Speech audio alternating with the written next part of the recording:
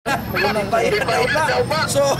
dapat ka itong sponsor nga Borganon, nakapalayon, unya, mga dawa, ang Batikos katulungan. Batikos, alas 9 nga ito sa Jis, ubos gapon sa inyong anchorman, Dani Cogtas Megala. Nga ka na itong radyo, Jis, Jeep, basig malipat na, tuwan na magtingol sa yun. Okay, bye. Diyan niya sa pikas naman katong kauban Megala, si Chief Engineer Rudy Aliora.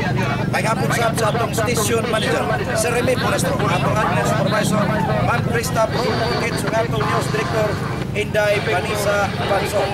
Igun usap dito sa transmitter site, Engineer Tiny Bagara, Jimmy Urbita, o kaninyong tanan, mga ikupan tik paminaw, maying hapon, adlaw Domingo, hinaot, nga makasimba ta, kaning hapon na Megala sa adlaw Domingo, sa tinuang Romano Katoliko.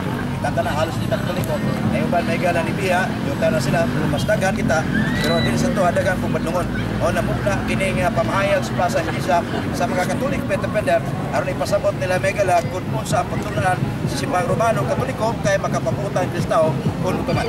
Diyan 10 minutos sa atong hatag Megala. 15? O 15 minutos ni? O 15 minutos niyan. Ora na siya og magpabarog Megala ang CFD. Uli tabangan na siya pangutana sa nagkalalaing reliyon. Atong dawaton si Puy Andres Tangyan. Sa ilang tima, si Cristo, Diyos, tao nga baton. Atong yatag, Elias Tripuno, si